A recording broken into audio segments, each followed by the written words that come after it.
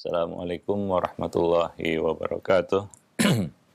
Innal hamdalillah nahmaduhu wa nasta'inuhu wa nastaghfiruh wa na'udzu billahi min syururi anfusina wa sayyiati a'malina may yahdihillahu fala mudhillalah wa may yudlil fala hadiyalah. Asyhadu an la ilaha illallah wahdahu la syarikalah wa asyhadu anna Muhammadan abduhu wa rasuluh la nabiyya ba'dah wa ba'd. Para pemerhati roja, kaum muslimin dan muslimat yang dimuliakan Allah, alhamdulillah, segala puji hanyalah milik Allah Rabb semesta alam. Salawat beriring salam tidak lupa kita limpahkan untuk Nabi kita Muhammad sallallahu alaihi wasallam, untuk keluarga beliau, sahabat-sahabat beliau, dan umat beliau sampai hari kemudian. Para pemerhati roja, kaum muslimin dan muslimat, a'azzani Allah wa iyyakum jami'an. Pada kesempatan siang ini, alhamdulillah kita kembali bertemu dan masih bersama buku Talbis Iblis tulisan Ibnul Jauzi. Pada kesempatan siang ini kita akan lanjutkan pokok-pokok bahasan yang ada di dalam buku tersebut. Kita sampai pada pembahasan Talbis Iblis terhadap Khawarij, ya salah satu dari 72 golongan yang dikabarkan Nabi Shallallahu Alaihi Wasallam ya akan muncul di tengah-tengah umat ini, yaitu Khawarij. Dan di sini Ibnul Jauzi berusaha untuk menjelaskan kepada kita bagaimana iblis ya menyesatkan kelompok ini dari kebenaran, dari jalan yang benar. Ibnul Jauzi mengatakan, tokoh Khawarij, orang yang paling buruk di kalangan mereka, pencetus pertamanya adalah orang yang dijuluki Dzul Khuwaisirah.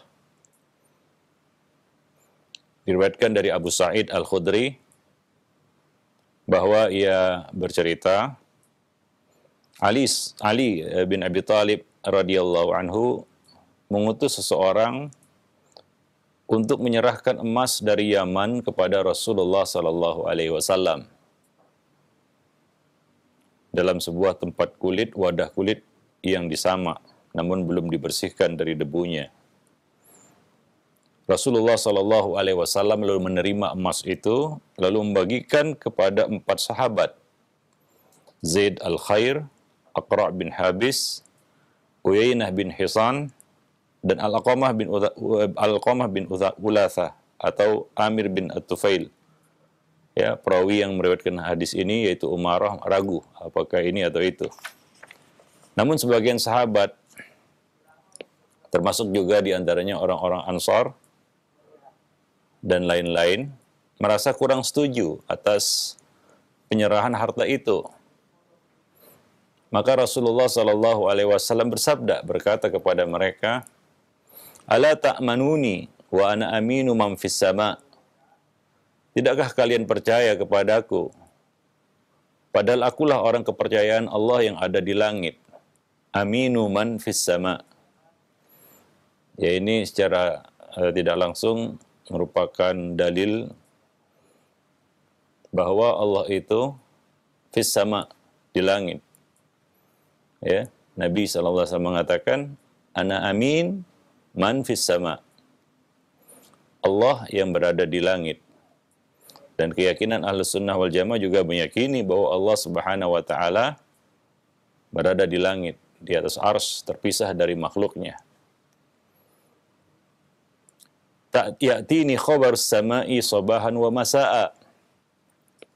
Datang kepadaku berita langit pagi dan petang. Yaitu wahyu turun kepada beliau setiap saat. Ya, pagi, petang, siang, malam. Turun wahyu kepada Nabi sallallahu alaihi wasallam. Artinya kalau itu salah, Nabi akan ditegur.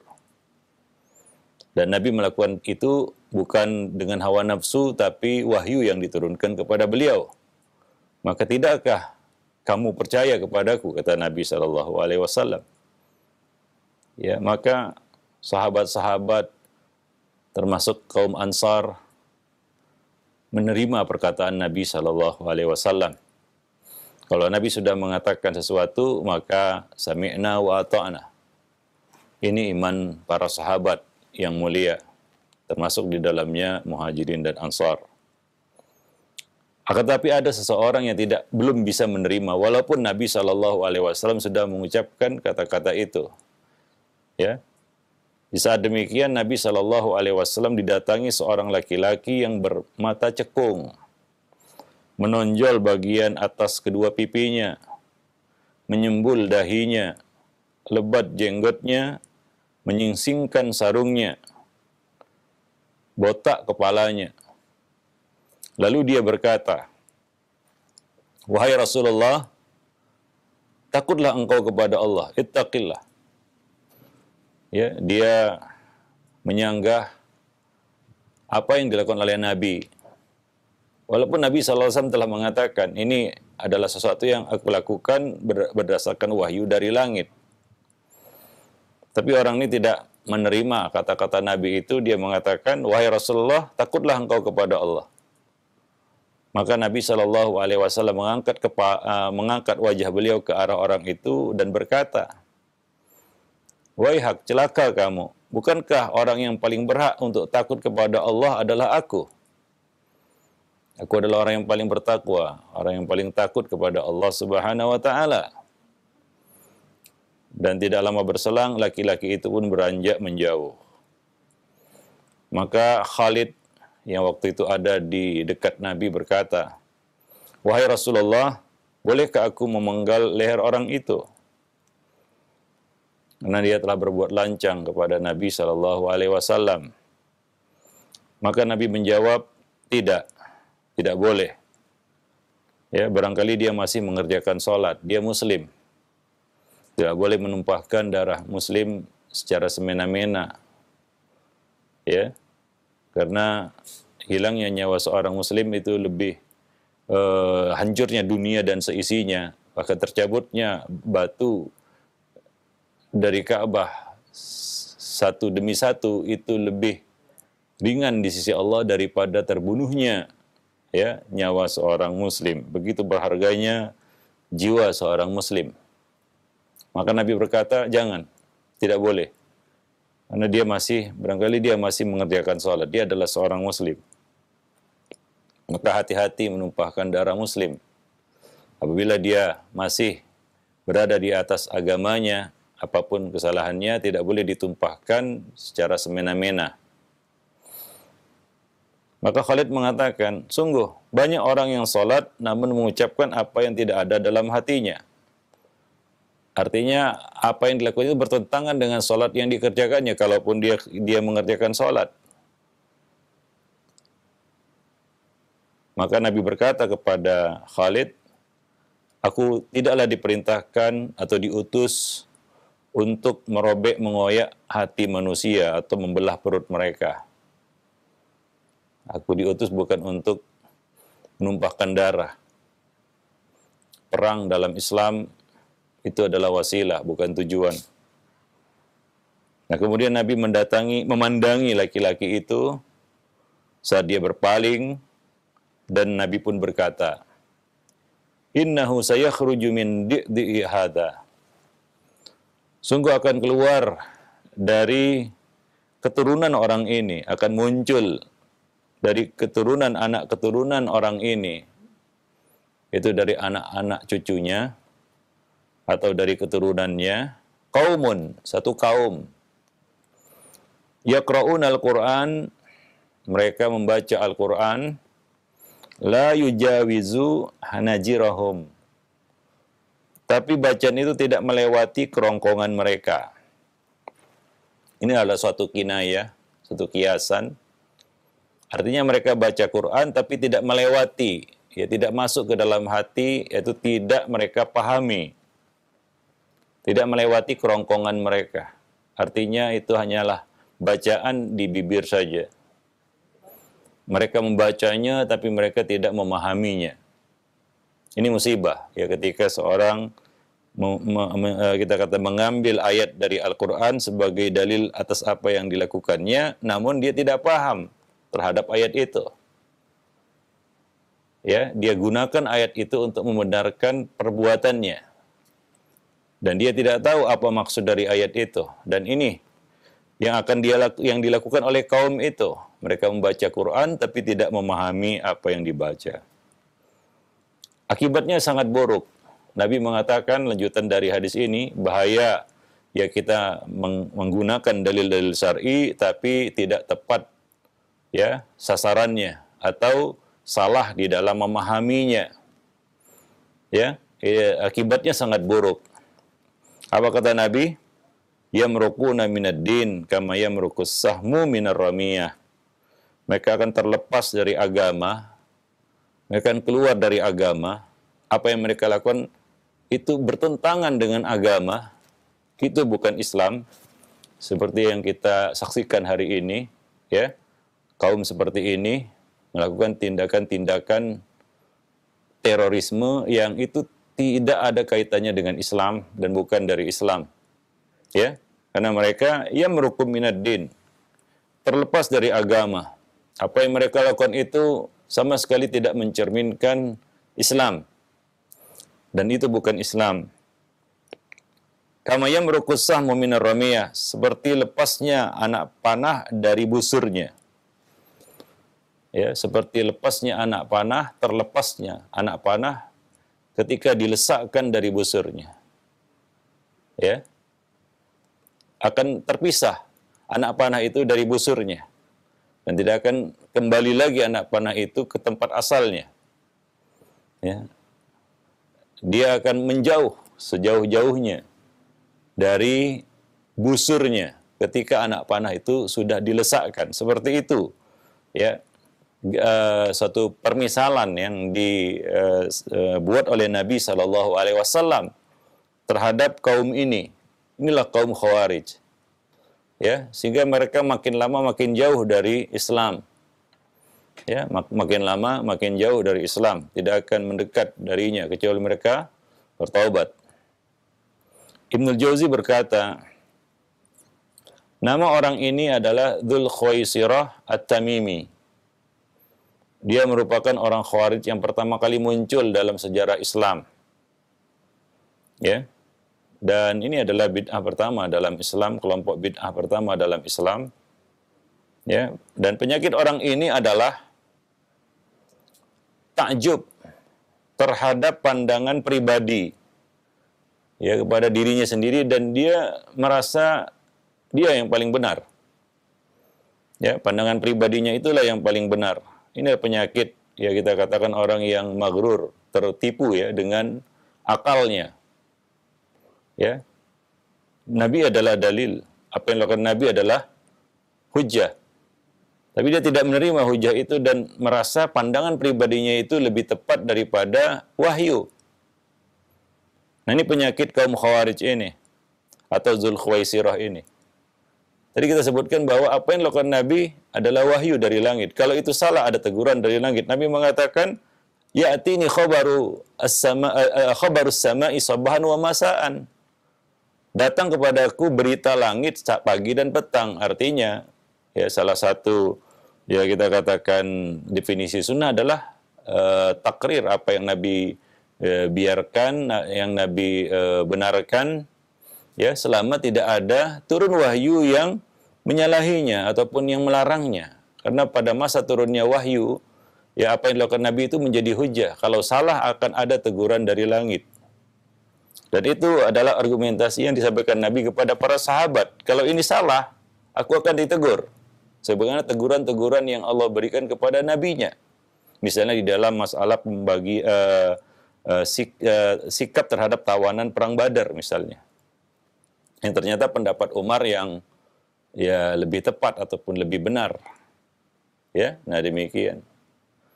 Nah, kalau ini salah, apa yang aku lakukan ini pembagian ghanimah tadi ya, emas yang dibawa dari Yaman tadi itu salah, maka ini akan ada teguran dari langit.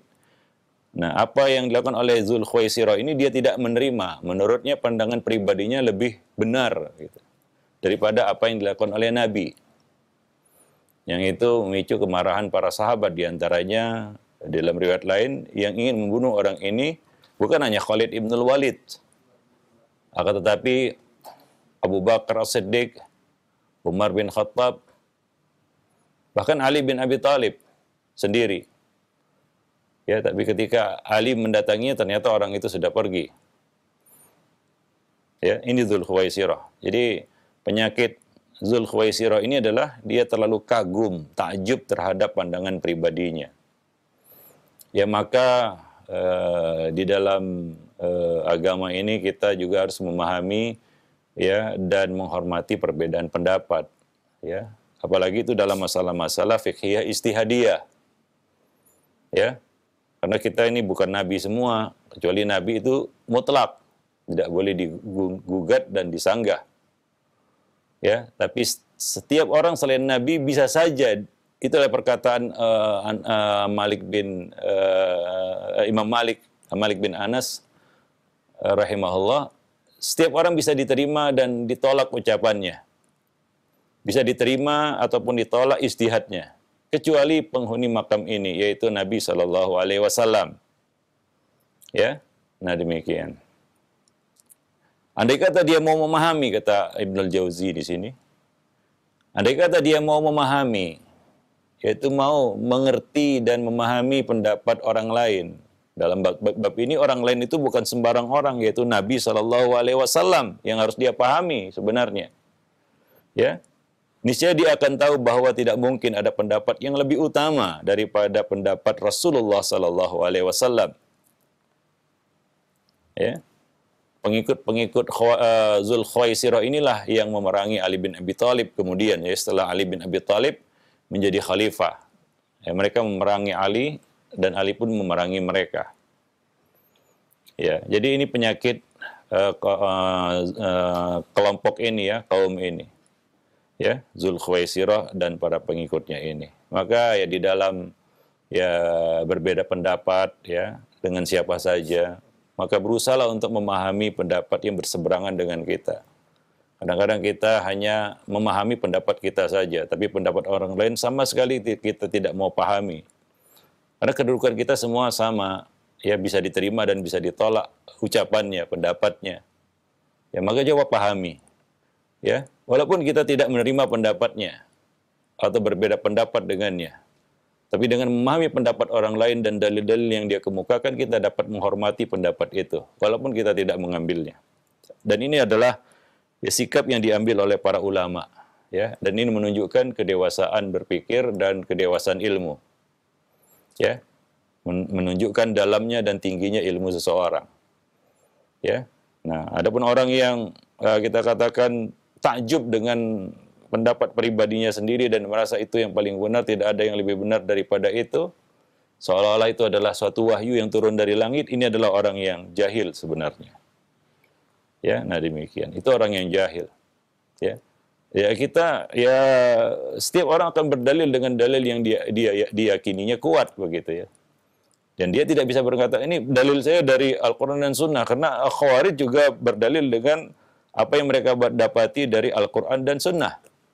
Karena Nabi mengatakan yaqra'unal Qur'an, mereka membaca Al-Qur'an. Dan kita tahu bahwasanya dalil argumentasi hujah yang disuarakan oleh kaum ini, itu Khawarij ini, adalah sesuatu yang berasal dan mereka ambil dari Quran. Seperti mereka mengatakan inil hukmu illa lillah. Wa man lam yahkum bima anzalallahu fa ulaika humul kafirun. Itu yang mereka suarakan, itu yang mereka katakan. Ya. Nah demikian. Tapi mereka tidak mau memahami pendapat orang lain. Ya ketika mereka beradu argumentasi, berdebat dengan Abdullah bin Abbas radhiyallahu anhuma, mereka ngotot dengan pendapat pribadi mereka.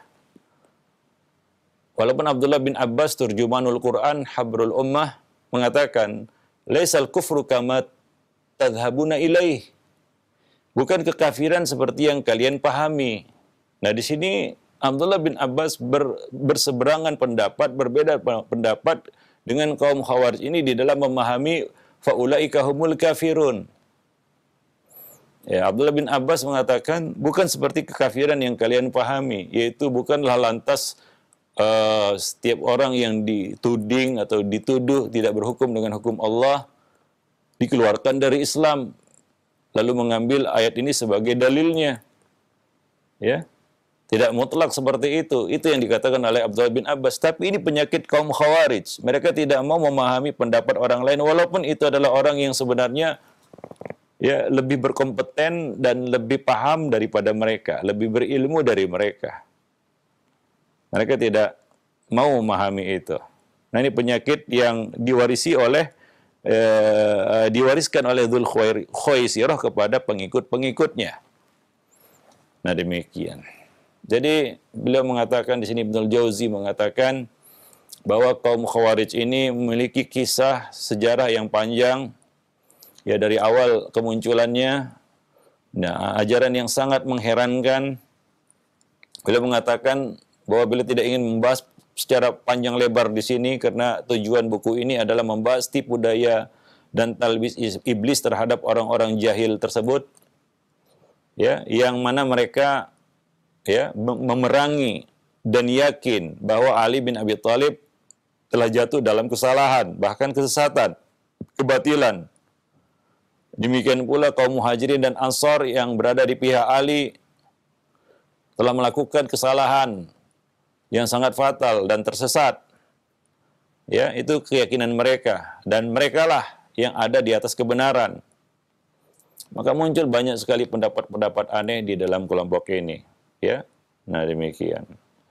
Nah, mereka dikatakan di sini oleh Ibnul Jauzi, mereka letih beribadah, artinya mereka adalah ahli ibadah. Ini adalah salah satu sifat mereka juga. Di samping menyitir ayat-ayat Al-Quran dengan pemahaman yang salah, mereka juga adalah ahli ibadah. Ini musibah ketika ya seorang yang rajin ibadah tapi dibalut dengan kejahilan. Itu yang akan muncul adalah suatu musibah. Ya, karena dia akan fanatik dan yakin bahwa dia berada di atas kebenaran walaupun itu adalah suatu pemahaman yang salah. Ya, apa yang mereka pahami adalah salah. Mereka tidak tidur malam karena menghabiskan waktunya dengan ibadah, namun di siang hari mereka menghunus senjata terhadap kaum muslimin. Ya, seperti yang disampaikan oleh Nabi, ya salah satu sifat dan karakter mereka adalah yaqtuluna ahlal Islam wa yada'una ahlal authan. Mereka membunuhi ahlul Islam, kaum muslimin, dan membiarkan ahlul authan, ya, para penyembah berhala. Dan beliau mengatakan di sini, Ibnul Jauzi, aku tidak heran dengan sikap kaum ini atau Khawarij ini yang merasa puas dengan ilmu dan keyakinan mereka tadi. Ya. Lantas mereka memandang diri sendiri lebih paham daripada Ali bin Abi Thalib, Abdullah bin Abbas. Karena sebelumnya tokoh mereka, ya, dedengkot mereka yaitu Dzul Khuwaisirah merasa ia lebih paham daripada Nabi SAW. Ya, ini kita katakan nenek moyang mereka yaitu Dzul Khuwaisirah yang memprotes Nabi dengan berkata, "I'dil ya Muhammad fa innaka lam ta'dil."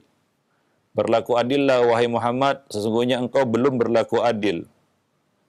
Ya. Nah, coba lihat iblis sendiri tidak mengetahui cara untuk menjatuhkan martabat orang mulia seperti Nabi SAW. Seperti yang dilakukan oleh Dzul Khuwaisirah ini. Ya. Nah, demikian. Diriwayatkan dari Abu Sa'id Al-Khudri, dia bercerita, aku mendengar Rasulullah SAW bersabda. Ya, ini tidak mengherankan seperti yang dikatakan oleh Ibnul Jauzi tadi, ya, mereka letih beribadah pada malam hari, tidak tidur malam hari untuk mengerjakan ibadah. Salah satu ya karakteristik mereka adalah ya mereka menonjol di bidang itu. Ya, mungkin mereka adalah ahli ibadah, rajin ibadah.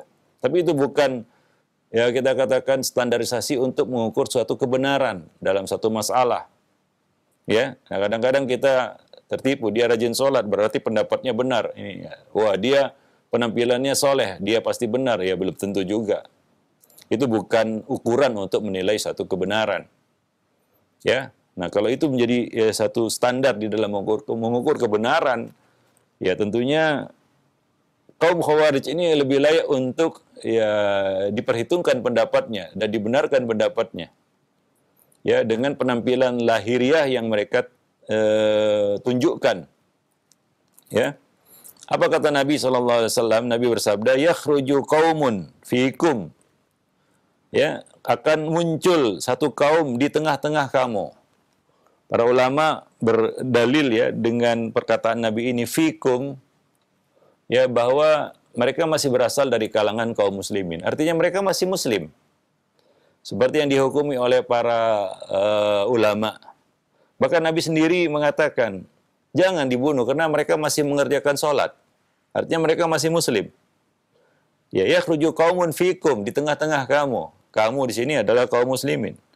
Tahkiruna salatakum ma'a salatihim, wa siyamakum ma'a siyamihim, wa amalakum ma'a a'malihim.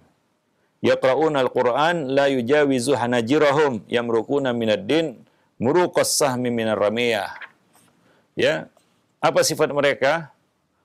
Ya, kalian akan memandang rendah salat kalian apabila dibandingkan dengan salat mereka. Memandang rendah puasa kalian apabila dibandingkan dengan puasa mereka. Ya, artinya apa? Ini perbandingannya dengan amal sahabat ya. Ya. Perbandingan yang disebutkan Nabi sini dengan amal sahabat, bahwa amal sahabat saja tidak ada apa-apa dibandingkan dengan amal mereka. Ya. Demikian juga kalian akan memandang rendah amal perbuatan kalian jika dibandingkan dengan amal perbuatan mereka. Dari sisi ini mereka menonjol. Ya, dan bahkan perbandingannya adalah dengan ibadahnya sahabat. Dengan sholatnya sahabat dan dengan puasanya sahabat. Ya, tentunya perbandingan ini menunjukkan bahwa ibadah mereka itu bukan ibadah kaleng-kaleng istilahnya. Kalau ibadah kaum Khawarij pada waktu itu adalah ibadah yang bid'ah, ya, enggak sunnah, tentunya bukan perbandingan di sini. Ya. Bukan hanya dari sisi kualitas, tapi juga kuantitas di sini. Ya, artinya kualitasnya ya seperti kualitas salat-salat yang dikerjakan oleh para sahabat. Artinya sunnah juga. Tapi mereka lebih banyak secara kuantitas ibadah salat yang mereka kerjakan. Ya, demikian juga puasa.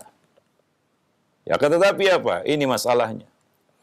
Mereka membaca Al-Quran, tapi tidak melewati kerongkongan mereka. Masalahnya adalah dangkalnya pemahaman. Ya, su'ul faham. Ini adalah penyakit orang-orang Khawarij, yaitu su'ul fahmi. Karena kesesatan itu bisa terjadi karena dua hal. Su'ul qasdi, ini yang terjadi pada kaum zindik yang memang punya maksud yang buruk, yang jahat. Yang kedua adalah su'ul fahmi. Ya. Buruknya pemahaman. Ya. Buruknya pemahaman, dangkalnya ilmu. Ya, kesesatan terjadi karena dua hal itu. Karena su'ul qasdi atau su'ul fahmi. Karena buruknya niat dan tujuan, ya memang niatnya sudah buruk, ya, tujuannya buruk. Yang kedua adalah karena su'ul qasdi, su'ul fahmi, ya, pemahaman yang buruk, yaitu pemahaman yang dangkal, alias jahil. Maka Nabi tadi menyebutkan sifat mereka, mereka terlepas dari agama. Ini satu ungkapan bahwa apa yang muncul dari mereka itu tidak mewakili agama, ya, bahwa agama bukan seperti itu, ya. Seperti terlepasnya anak panah, ya, dari busurnya, ya, setelah dilesakkan dari busnya. Semakin lama semakin jauh. Begitu kalau kita lihat, ya, anak panah dilesakkan dari busurnya. Awal dilesakkan mungkin beberapa meter, tapi kemudian makin lama makin jauh lah anak panah itu dari busurnya. Ya, makin lama makin jauh mereka dari agama. Ini satu kiasan yang disampaikan Nabi Shallallahu Alaihi Wasallam. Nah, demikian. Dan dinukil oleh Al-Bukhari dan Muslim di dalam kitab Sahihain, salah satu karakteristik yang disebutkan oleh Nabi SAW tentang kaum ini adalah, ya, sabda Nabi yang dinukil diriwayatkan dari Abdullah bin Abi Aufa. Dia mengatakan, aku pernah mendengar, sami itu Rasulullah SAW yaqul, bersabda, al-khawariju kilabu ahlin nar. Khawarij itu adalah anjing-anjing penghuni neraka. Ini satu kita katakan permisalan ya, ataupun satu sifat ya dari satu perumpamaan yang disampaikan oleh Nabi Sallallahu Alaihi Wasallam dan hubungannya dengan ahlun nar. Para ulama menjelaskan ahlun nar yang dimaksud di sini adalah orang kafir, ya, al-kufar, ya, karena orang-orang kafir yang layak disebut ahlin nar karena mereka memang tidak akan keluar dari neraka, ya. Beda dengan kita katakan kaum muslimin yang melakukan dosa besar, ya, yang melakukan kesalahan, tersesat, menyimpang sampai 72 golongan itu, ya, mereka memang divonis masuk neraka tapi mereka bukan ahlun nar karena mereka akan dikeluarkan setelah mereka menebus dosa-dosa mereka di nar, di neraka. Mereka kaum muslimin yang mati dengan membawa syahadat la ilaha illallah, mereka mati dalam keadaan muslim, mereka tidak kekal di dalam neraka. Mereka akan dikeluarkan lalu dimasukkan ke dalam surga setelah menjalani hukumannya. Itu keyakinan Ahlus Sunnah wal Jamaah berkaitan dengan para pelaku dosa besar di kalangan umat ini. Ya, orang-orang yang melakukan dosa di tengah-tengah umat ini. Maka para ulama menjelaskan bahwa ahlun nar di sini adalah orang kafir. Lalu Khawarij ini disifati oleh Nabi sebagai kilab, anjing-anjing mereka. Ya, ini satu perumpamaan yang harus dipahami benar-benar. Apa maksud dari perumpamaan ini? Mengapa Nabi menyerupakan Khawarij ini dengan anjing-anjing penghuni neraka? Ya, kalau kita lihat fungsi anjing itu berkhidmat untuk tuannya, dia menggonggong untuk tuannya. Ya, bahkan dia mungkin rela mengorbankan diri demi tuannya. Ya, walaupun tanpa disadari ya. Ya, bahwa tuannya ini sebenarnya tidak menghormati si anjing ini. Ya, mungkin akan memukulinya ya. Ya. Nah, demikian perumpamaan yang disampaikan oleh Nabi Sallallahu Alaihi Wasallam, ya, tentang Khawarij ini. Mereka adalah anjing-anjing penghuni neraka. Ya, coba lihat anjing itu menggonggong, ya, supaya tuannya tahu bahwa ada misalnya buruan di sana. Ketika kita berburu dengan anjing berburu ya, maka anjing ini akan mengejar buruan dan mengetahui di mana posisi hewan yang diburu. Ya, posisi hewan yang diburu gitu. Nah, ini perumpamaan yang sangat dalam dari Nabi SAW dan terbukti ini ya. Apa yang dilakukan oleh kaum Khawarij ini itu bukan untuk kemaslahatan kaum muslimin. Ya, bahkan kita katakan apa ya? Menjadi musibah bagi kaum muslimin. Ya. Memperburuk keadaan kaum muslimin. Bahkan membinasakan kaum muslimin. Dan memudahkan musuh-musuh kaum muslimin untuk bisa mengalahkan kaum muslimin. Jadi secara tidak mereka sadari mereka telah berkhidmat untuk tuannya itu. Ahlun nar, orang-orang kafir. Dan itu yang terjadi. Itu yang dilakukan oleh kaum Khawarij dari dulu sampai sekarang. Apa yang mereka lakukan justru menjadi musibah dan malapetaka bagi kaum muslimin dan menguntungkan orang-orang kafir. Dan ini terisyarat di dalam hadis lain ya, yang bercerita juga tentang Khawarij, yaitu apa? Yaqtuluna ahlal Islam wa yada'una ahlal awthan. Mereka membunuhi kaum muslimin. Mereka menumpahkan darah kaum muslimin, yang menjadi korban aksi-aksi mereka itu adalah orang Islam, kaum muslimin. Dan wayadauna alal awsan, mereka membiarkan orang-orang kafir. Ya, mungkin di awal saja mereka kelihatannya memburu orang kafir, tapi ternyata ya setelah itu yang menjadi target buruan mereka adalah kaum muslimin. Ya. Saudara-saudara mereka sendiri, dan itu terjadi hari ini. Coba lihat aksi-aksi yang dilakukan oleh kaum Khawarij ini, ya, apa yang terjadi? Itu memperburuk keadaan kaum muslimin.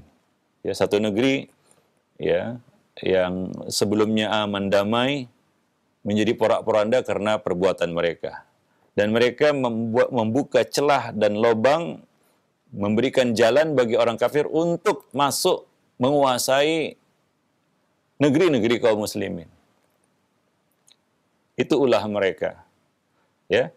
Dari perbuatan mereka itu menjadi alasan dan menjadi jalan ya bagi orang-orang kafir untuk masuk ya ke negeri-negeri kaum muslimin untuk menguasai mereka. Ya, nah demikian. Wallahu a'lam bishawab. Jadi ini satu perumpamaan yang sangat kita katakan akurat ya dari Nabi untuk menjelaskan ya kita katakan siapa mereka, siapa kaum Khawarij ini, dan apa yang terjadi pada mereka, apa yang mereka lakukan. Nah demikian. Wallahu a'lam bishawab. Baik. Nah, Ibnu Jauzi melanjutkan. Beliau berkata, di antara keyakinan kaum Khawarij ini adalah bahwa kepemimpinan tidak boleh dipegang kecuali oleh orang yang berilmu dan zuhud. Itu harus orang soleh, pemimpin itu harus orang soleh. Kalau dia tidak dikategorikan sebagai orang soleh, maka dia tidak boleh menjadi pemimpin dan harus diturunkan, diperangi, dan kalau perlu melakukan pemberontakan. Karena dia tidak boleh jadi pemimpin. Ini keyakinan, ini pemahaman orang-orang Khawarij. Dan Nabi SAW tidak memberikan jaminan bahwa yang menjadi pemimpin itu harus selalu orang soleh. Ya. Bahkan di dalam hadis bahwa bisa saja orang-orang yang fajir itu menjadi pemimpin. Ya. Bisa saja orang-orang yang fajir itu menjadi pemimpin. Orang yang tidak soleh, orang-orang yang zalim misalnya. Dan itu terjadi di dalam sejarah. Ya, apakah kaum muslimin selalu dipimpin oleh orang soleh? Tidak. Ya, di sana ada pemimpin-pemimpin yang ya kita katakan jauh dari agama misalnya. Ya, dan itu menjadi pemimpin kaum muslimin. Dan itu terjadi di zamannya Imam Ahmad. Pemimpin yang ya kita katakan jauh dari agama, bahkan menerima pendapat-pendapat, pemikiran-pemikiran, keyakinan-keyakinan kaum Mu'tazilah dan memaksakan kaum muslimin untuk meyakini Al-Qur'an makhluk. Itu yang menjadi pemimpin pada saat itu. Tapi Imam Ahmad Ibnu Hanbal menerima kepemimpinannya sebagai pemimpin walaupun sudah seburuk itu. Walaupun sudah seburuk itu. Karena pemimpin ya tetaplah pemimpin. Imam Ahmad diajak untuk memberontak dan melakukan pemberontakan terhadap penguasa itu. Tapi Imam Ahmad menolak. Karena itu bukan cara yang dibenarkan di dalam agama dan itu bukan cara yang sesuai dengan sunnah Nabi SAW. Nah, keyakinan Khawarij ini orang yang jadi pemimpin itu harus orang yang soleh menurut kita katakan pemahaman mereka, menurut penilaian mereka. Maka apabila mereka nilai tidak saleh, maka dia tidak boleh menjadi pemimpin. Walaupun ya, kita katakan khalifah, walaupun dia bukan orang Quraisy misalnya. Ya, di dalam Islam kita tahu bahwa khalifah min Quraisy, dari suku Quraisy. Kalau dia bukan berasal dari suku Quraisy, maka dia tidak berhak untuk menjadi khalifah. Nah demikian. Ya. Nah, walaupun dia berasal dari rakyat jelata. Ya, berangkat dari pendapat Khawarij inilah Mu'tazilah membuat satu bid'ah dengan menetapkan kaidah bahwa baik dan buruk itu harus diukur dengan akal. Bahwa keadilan itu adalah apa yang dibenarkan oleh akal. Walaupun dalil bertentangan dengan itu. Ya, walaupun dalil menunjukkan bahwa yang menjadi pemimpin itu tidak selamanya orang yang saleh. Tapi akal Khawarij mengatakan bahwa harus orang soleh. Kalau nggak orang soleh nggak bisa jadi pemimpin. Ya, nggak boleh jadi pemimpin. Padahal Nabi mengatakan bahwa yang akan jadi pemimpin itu mungkin saja ya seorang budak Habasyi yang kepalanya seperti kismis, ya, yang budak hitam. Ya, kalau dia menjadi pemimpin, sami'na wa ata'na. Nah demikian. Wallahu a'lam bishawab. Jadi dari situ ya kita katakan orang-orang Mu'tazilah membuat satu bid'ah ya dengan menetapkan satu kaidah. Mereka membuat satu kaidah baik buruk itu harus diukur dengan akal. Bahwa keadilan adalah apa yang dibenarkan oleh akal. Nah, ini yang terjadi setelah munculnya ya kita katakan kaum Khawarij ini. Ya, para pemerhati roja kaum muslimin dan muslimat yang dimuliakan Allah, ya. Nah, sesudah itu muncullah ya sekte-sekte bid'ah lainnya, ya kita tahu bahwasanya yang pertama kali muncul di tengah-tengah kaum muslimin atau di dalam Islam itu adalah Khawarij. Dari situ muncul sekte-sekte lain pada zamannya sahabat seperti Qadariyah yang yang diasas ataupun yang dimunculkan oleh Ma'bad al-Juhani, Ghailan ad-Dimashqi, dan juga Ja'ad bin Dirham, yang mengajak manusia untuk tidak percaya kepada takdir. Lalu Ma'bad al-Juhani ya diikuti oleh Wasil bin Atha. Ya, setelah itu Amr bin Ubaid bergabung dengannya. Lah dari situ muncullah ya kelompok Mu'tazilah ini, ya. Mereka menelurkan pemikiran-pemikiran yang menyimpang dari Islam. Dan pada zaman itu pula muncullah sekte Murji'ah yang mengatakan bahwa ya kemaksiatan tidak berdampak buruk selama ada keimanan, bahwa dosa tidak mempengaruhi iman. Ini adalah keyakinan kelompok Murji'ah, ya. Sebagaimana ketaatan tidaklah bermanfaat selama ada kekufuran. Ya. Ini pendapat Khawarij, ya, bahwa ketaatan tidak bermanfaat selama ada kekufuran. Jadi walaupun orang itu sholat, kalau dia melakukan satu kesalahan yang dikatakan kafir, maka dia kafir. Misalnya mencuri, dia kata mereka mengambil dari hadis Nabi, ya, tidaklah seorang pencuri ketika mencuri dia itu seorang mukmin. Maka ya mereka berpendapat orang yang melakukan pencurian atau pencuri yang mencuri maka dia bukan mukmin. Walaupun dia melakukan ketaatan, ketaatannya tidak mempengaruhi, ya, tidak bermanfaat, ya, selama dia melakukan apa yang dikatakan ataupun yang ditengarai sebuah kekufuran. Nah, ini berkebalikan dengan apa yang dipahami oleh Murji'ah. Mereka mengatakan kemaksiatan tidak berdampak buruk terhadap keimanan. Ya, dosa-dosa itu tidak mengurangi iman. Nah, kemudian orang-orang pengikut paham Mu'tazilah seperti Abu Huzail Al-Allaf, Nazam, An-Nazam, Ma'mar, Jahiz, ya, mulai ya menelaah buku-buku filsafat pada zaman Khalifah Al-Ma'mun. Dari buku-buku tersebut mereka merumuskan pemikiran-pemikiran yang bercampur aduk antara filsafat dan ajaran Islam. Mulailah diperkenalkan istilah jauhar, arad, ya, zaman dan lain-lain sebagainya, ya. Nah, demikian. Taib para pemerhati roja kaum muslimin dan muslimat yang dimuliakan Allah, kita masih akan melanjutkan pembahasan ini pada pertemuan-pertemuan yang akan datang insyaallah. Subhanakallah bihamdik, asyhadu an la ilaha illa anta, astaghfiruka wa atubu ilaik. Assalamualaikum warahmatullahi wabarakatuh. Waalaikumsalam warahmatullahi wabarakatuh. Jazakallahu khairan wa barakallahu fikum Ustaz atas penyampaian materi yang sangat bermanfaat sekali di kesempatan ini berkaitan dengan tipu daya iblis terhadap Khawarij.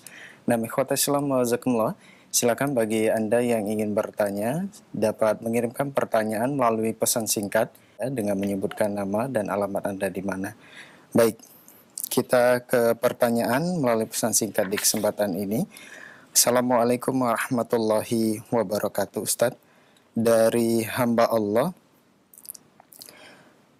Ustadz, apakah Khawarij ini tetap masih ada sampai munculnya Dajjal nanti di akhir zaman? Mohon nasihatnya, jazakallahu khair.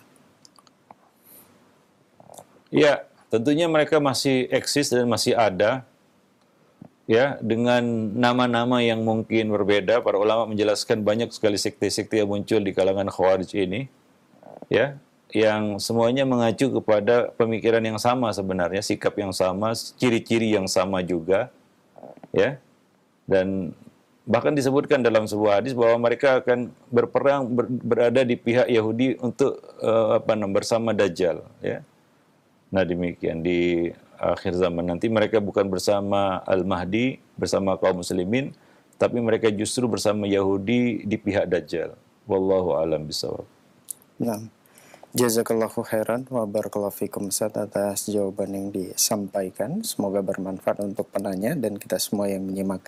Masih pertanyaan melalui pesan singkat kembali.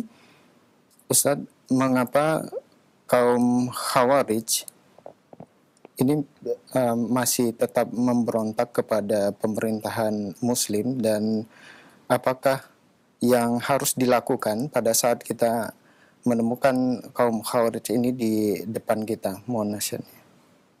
Ya, yang pertama tentunya alasannya tadi disebutkan oleh Nabi Ibnul Jauzi di sini, yaitu penyakit ataupun kita katakan masalah yang ada pada kelompok ini adalah mereka terlalu kagum dan takjub terhadap pandangan pribadi mereka, pandangan kelompok mereka, dan tidak mau memahami pendapat-pendapat yang berseberangan dengan mereka. Dan mereka merasa apa yang mereka lakukan itu adalah yang paling benar. Ya, nah demikian. Dan itu menyeret mereka kepada ya satu pemikiran-pemikiran yang makin lama makin aneh, ya.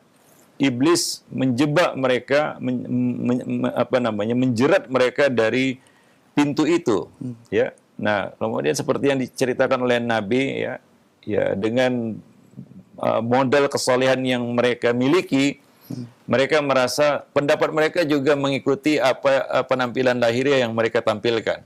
Ya, mereka orang soleh, berarti dengan sholat dan puasa yang mereka kerjakan, bahkan perbandingannya dengan sholat para sahabat, dan mereka merasa pendapat mereka pasti benar dengan penampilan seperti itu. Nah, ini kekeliruannya. Ya, mereka membaca Quran tadi tapi tidak paham, ya. Nah, jadi masalah mereka adalah kejahilan yang diikuti, ya. Nah, demikian. Dan yang dibungkus dengan penampilan yang mungkin secara ya lahiriah mengagumkan. Nah, demikian. Wallahu a'lam bishawab. Nah, kewajiban kita apa? Ya tentunya untuk memerangi kelompok ini itu adalah tugas tanggung jawab penguasa, ulil amri, ya. Maka untuk memerangi mereka ya tidak boleh ya kita kata mengambil tindakan sendiri, ya. Nah, demikian seperti yang dilakukan oleh para sahabat. Abdullah bin Abbas tidak mengerahkan pasukan ya untuk menyerang Khawarij. Ya. Tapi beliau menyerang mereka dengan argumentasi, ya, mendebat mereka, ya, menyampaikan hujah. Itu yang dilakukan oleh Abdullah bin Abbas, karena beliau bukanlah seorang khalifah, pemimpin, ulil amri, ya. Nah, beliau adalah seorang ulama dan beliau melakukan tugas sebagai seorang ulama, yaitu apa? Meluruskan penyimpangan, ya, menyampaikan nasihat. Dan itu yang dilakukan oleh Abdullah bin Abbas. Dia mendatangi kaum itu ya dengan ya kita katakan keberanian yang luar biasa. Sebenarnya kita tahu bagaimana kaum Khawarij ini, kita tahu kisahnya bagaimana ya ketika Abdullah bin Abbas itu datang, beliau direndahkan oleh orang-orang Khawarij ini. Ya dengan penampilannya yang ya kita katakan mungkin mewah kan begitu ya, ataupun bagi mereka tidak mencerminkan kezuhudan, dan mereka berkata, apakah seperti ini sahabat Nabi? Ya dengan ya nada merendahkan begitu ya, karena bagi mereka ini tidak menampilkan kezuhudan begitu ya, karena ya, Abdullah bin Abbas berpakaian yang mungkin bagi mereka itu tidak menampilkan suatu kezuhudan seperti mereka kan begitu ya. Kemudian Abdullah bin Abbas menjelaskan bahwa Nabi pernah berpenampilan lebih baik dari yang saya tunjukkan ini kan begitu ya. Artinya Nabi mencontohkan kita untuk berpenampilan yang baik juga. Bahwasanya tampilan acak-acakan itu bukan kita akan melambangkan suatu kezuhudan ya begitu ya. Seperti yang dipahami oleh orang-orang Khawarij. Ya. Jadi Abdullah bin Abbas sudah awal menjatuhkan sebenarnya argumentasi mereka ya tentang zuhud kan begitu ya. Bagi mereka zuhud itu harus yang koyak-koyak bajunya dan lain sebagainya seperti yang mereka tampilkan. Nah demikian. Dan terjadilah ya dialog yang panjang dan akhirnya separuh dari mereka itu bertaubat kan begitu ya. Separuh lagi diperangi oleh Ali bin Abi Thalib yang waktu itu adalah khalifah. Jadi untuk menghadapi kaum ini secara fisik itu penguasa. Ya, adapun para ulama ahli ilmu ataupun ulama ya, umara itu yang punya domain ataupun punya kewajiban tanggung jawab untuk memerangi ya seperti yang dilakukan oleh Ali bin Abi Thalib. Kewajiban ulama adalah menyampaikan hujjah ya meluruskan penyimpangan, menyampaikan nasihat. Nah demikian. Wallahu a'lam bishawab. Nah kalau kita awam menjauh itu lebih baik mungkin ya. Ya lebih selamat ya ketimbang kita kena syubhatnya. Ya, ketimbang kita kena syubhatnya. Wallahu a'lam bishawab. Karena syubhat itu dia sangat cepat menguasai hati. Ya dan hati itu lemah kan begitu. Wallahu a'lam bishawab. Baik. Jazakallah khairan Ustaz atas jawaban yang disampaikan. Semoga bermanfaat untuk penanya dan kita semua yang menyimak. Masih pertanyaan melalui pesan singkat kembali. Pertanyaan terakhir di kesempatan ini. Assalamualaikum warahmatullahi wabarakatuh Ustaz. Bagaimana dengan baiat terhadap suatu pemimpin di kampung yang mayoritas muslim? Apakah ini ciri dari khawarij Ustaz? Syukran. Ya, tentunya baiat tidak diberikan kepada sembarang orang ya.